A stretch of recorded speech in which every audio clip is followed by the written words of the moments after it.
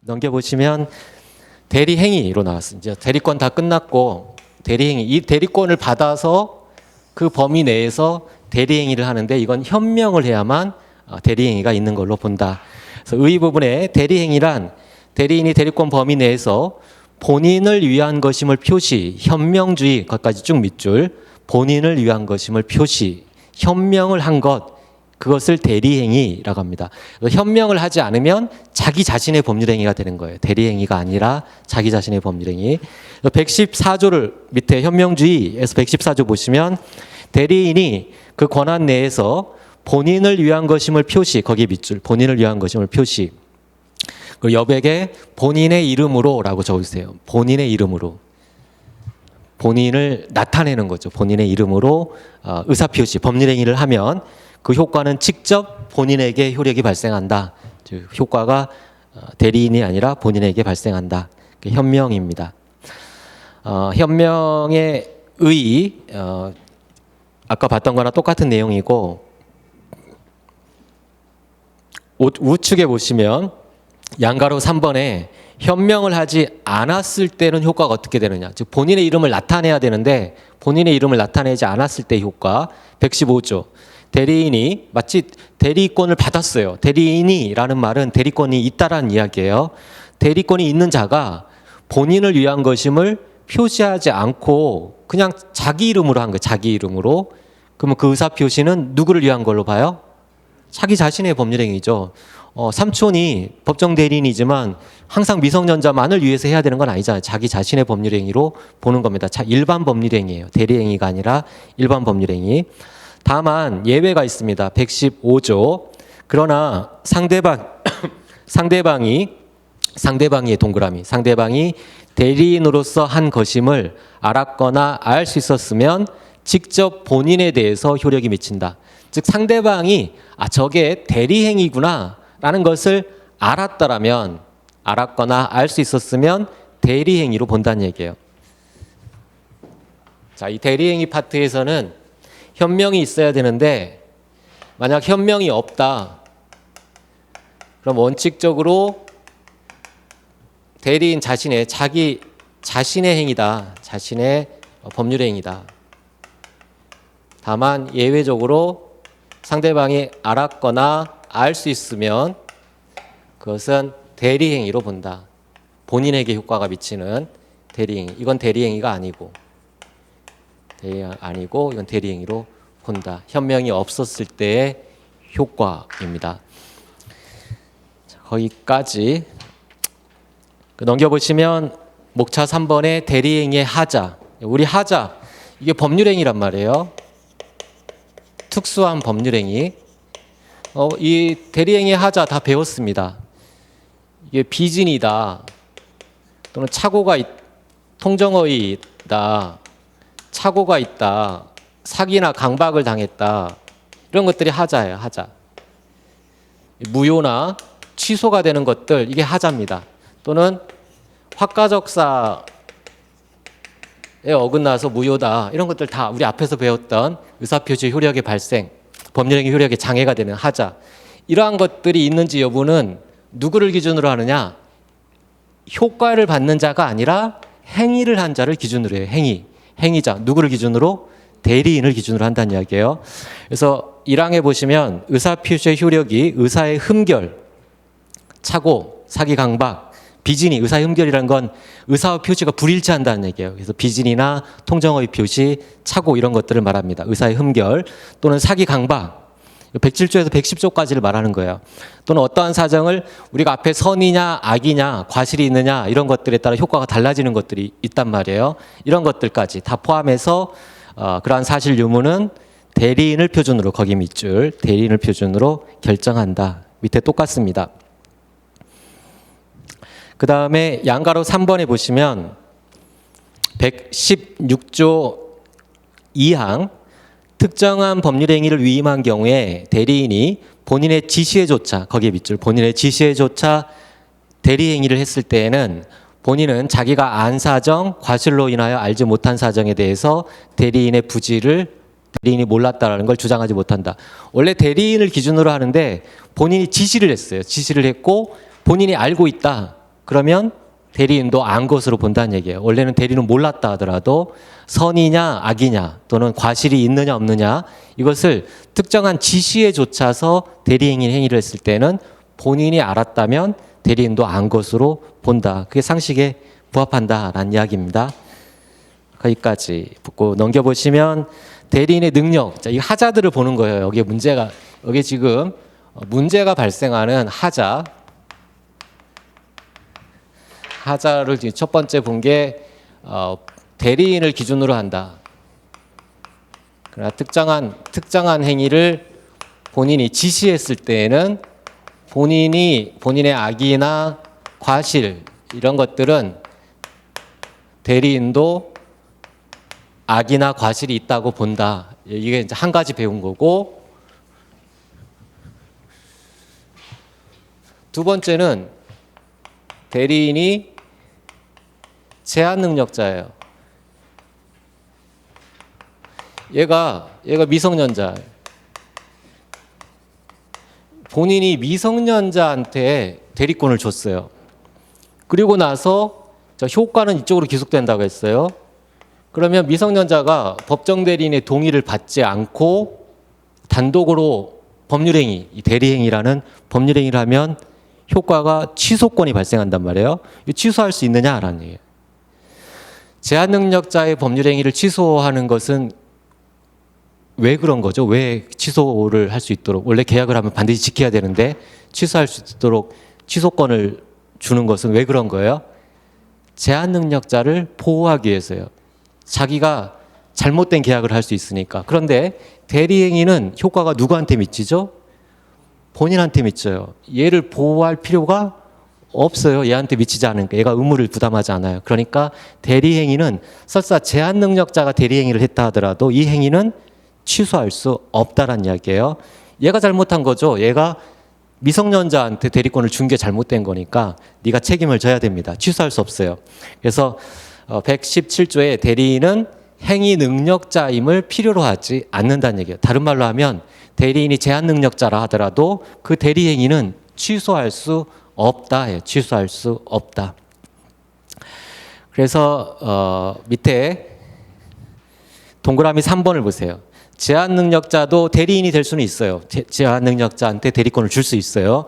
임의 대리인이 될 수 있으므로 대리인과 본인은 대리인이 제한 능력자임을 이유로 대리 행위를 취소할 수는 없다. 완전한 행위를 할 수 있으니까. 그다음에 5번에 복대리. 자, 복대리는 본인이 을한테 대리권을 줬어요. 대리인. 근데 을이 보통 상대방과 대리 행위를 해야 되는데 얘가 을 다시를 선임해서 을 다시와 상대방이 대리 행위를 하는 거예요. 대리 행위. 이게 갑의 이름으로 현명을 하는 거예요. 현명. 갑의 이름으로 행위를 하고 효과가 이렇게 미치는 구조가 얘를 복대리라고 합니다. 복대리인. 복수로 선임했다는 거. 중복해서 얘 복대리입니다. 그러면 이 행위가 얘한테 미치려면 이 복대리인이 대리권이 있어야 돼요. 과연 이런 대리권이 있느냐? 얘가 대리권이 있느냐? 얘 대리권은 어디서 발생했죠? 얘가 얘를 선임했기 때문에. 얘는 대리인, 얘는 복대리인. 대리인이 수권행위를 했기 때문에 네가 대신해라 라고 수권행위를 했기 때문에 발생합니다. 즉 대리인이 이 복대리인을 선임할 수 있는 권한이 있느냐 둘로 나눠봅니다. 얘가 이 대리인이 임의 대리인인 경우와 법정 대리인인 경우 나눠서 임의 대리인은 원칙적으로 복대리인을 선임할 수 있는 권한이 없어요. 당연하겠죠. 본인은 얘가 똘똘하니까 네가 해라 라고 시켰는데 얘가 듣도 보도 못한 을 다시를 선임하는 건 얘의 이익을 침해한단 말이에요. 효과가 얘한테 미치잖아요. 그렇기 때문에 원칙적으로는 없습니다. 예외적으로 부득이하거나 부득이 어쩔 수 없었다. 부득이하거나 또는 본인의 승낙. 본인이 허락하면 당연히 가능하겠죠. 부득이하거나 본인의 승낙이 있을 때 그때에는 복대리인을 선임할 수 있습니다. 법정대리인은 달라요. 법정대리인은 원칙적으로 선임할 수 있어요. 얘는 법정대리인은 자기가 원해서 된 게 아니에요. 법률 규정에 따라 강제로 된 거예요. 강제로 됐기 때문에 자기가 바쁘면 다른 사람 시킬 수 있어요. 복대리인을 선임할 수가 있습니다. 차이점이 있는데, 자, 임의대리인은 부득이하거나 본인의 승낙이 있어서 복대리인을 선임하면 얘가 잘못된 행위, 얘가 10억, 시가 10억짜리를 얘가 착각해서 5억에 팔았다. 그러면 얘한테 손해가 발생할 거 아니에요? 이렇게 대리인이나 복대리인이 잘못된 대리 행위를 해서 본인한테 손해가 발생하면 본인은 손해배상을 청구할 수 있어요. 잘못된 행위로. 그러니까 중개업도 또 잘해야 된다겠죠. 본인이 의뢰인한테 손해배상을 당할 수가 있어요. 책임을 져야 되는데 이 책임이 부득이하거나 본인의 승낙에 따라서 복대리인을 선임했을 때는 모든 책임을 지는 게 아니라 선임 제대로 된 자를 선임했고 그 자가 제대로 대리행위를 하는지를 내가 감독을 다 했다. 이러한 선임 감독 의무를 해태했을 때, 선임 감독 의무를 제대로 하지 않았을 때에만 책임을 집니다. 선임 감독 책임. 법정 대리인은 원칙적으로 복대리인을 자유롭게 선임할 수 있대 모든 책임을 져요. 걔가 잘못된 대리행위를 하게 되면 모든 책임을 진다. 여기서 이제 좀 더 나가는 게 있습니다. 이게 일단 저게 뼈대예요. 그래서 복대리를 봅시다. 먼저 의 부분. 복대리는 누가 선임하는 자라겠어요? 대리인이 선임하는 거. 본인이 선임하는 게 아니라 대리인이 자기가 자유롭게 선임합니다. 그래서 대리인이 거기에 동그라미 1. 의 부분이 중요해요. 의 부분. 대리인이 거기에 동그라미 1. 자신의 권한 범위 내에서 선임을 해야 되죠. 권한 범위 내에서 행위를 하기 위하여 자신의 이름으로 거기에 동그라미 2. 대리인이 본인의 이름으로 선임하는 게 아니라 자기 자신의 이름으로 선임해요. 그러니까 복대리인을 선임하는 행위는 대리행위가 아니에요. 대리행위는 본인의 이름으로 하는 행위가 대리행위라겠어요. 근데 이것은 자기 자신의 이름으로 선임하는 거기 때문에 복대리인 선임 행위는 그 자체는 대리행위가 아니에요. 두 번째 중요한 요소, 대리인 자기 자신의 이름으로 선임한다. 세 번째는 둘째 줄에 본인의 대리인이다. 거기 동그라미 3. 자기 자신의 이름으로 선임했는데 효과 부분은 자기 대리인이 되는 게 아니라 본인의 대리인이 되는 거예요. 본인의 대리인. 그래서 대리인이 선임한 자. 두 번째는 선임행위 자체는 대리행위가 아니다. 그 자기 자신의 이름으로 선임하는 거다. 세 번째는 그 효과 부분에서 자기 자신의 대리인이 되는 게 아니라 본인의 대리인이 된다. 이 세 가지 개념 요소를 기억을 해야 됩니다. 넘겨보시면 복대리인을 선임할 수 있는 권한이 양가로 3에 있는 임의대리인과 양가로 4의 법정대리인에서 차이가 있어요. 그래서 첫 번째, 임의대리인의 복인권 120조. 대리권이 법률행위에 의하여 부여된 경우, 이게 임의대리권이죠. 수권행위에 의해서 부여됐다라고 돼 있으니까 임의대리권의 경우에는 대리인은 본인의 승낙이 있거나 부득이한, 본인의 승낙 동그라미 1, 부득이한 사유 동그라미 2. 그런 때가 아니면 복대리인을 선임하지 못한다. 즉 원칙적으로는 복대리인을 선임할 수가 없고 예외적으로 두 가지, 부득이하거나 본인의 승낙이 있을 때에만 복대리인 선임할 수 있다. 이거 선임했을 때 책임입니다. 121조. 자, 앞에 121조 규정에 의하여 대리인이 복대리인을 선임했을 때에는, 부득이하거나 승낙을 얻어서 선임했을 때에는 선임 감독에 관한 책임, 거기 밑줄, 모든 책임을 지는 게 아니라 내가 제대로 된 자 선임했고 그 자 잘하고 있는지 감독은 다 했다. 그럼 책임지지 않는다는 얘기예요. 선임 감독에 관해서만 책임을 진다. 2항, 대리인이 본인의 지명에 의하여, 지명 거기 밑줄, 얘가 지명합니다. 대리인이 야, 나 너무 바빠서 내가 네 다 대리행위 할 수 없다. 다른 사람 뽑아야 되겠다. 복대리인 선임해야 될 테니까 승낙해달라 했더니 승낙한 거에 그치지 않고 그러면 을 다시를 복대인으로 선임해라 지명을 했어요. 다른 자 말고 저자를 복대인으로 선임해라 라고 지명했을 때는 대리인이 예자가 잘못했을 때, 이 복대리인이 잘못했을 때 책임이 줄어들어야 되겠죠. 선임 감독 책임보다 줄어들어야 됩니다. 따라서 그의 이항이에요. 본인의 지명에 의하여 복대리인을 선임했을 때는 선임 감독 책임을 지는 게 아니라 그보다 더 책임이 줄어들어요.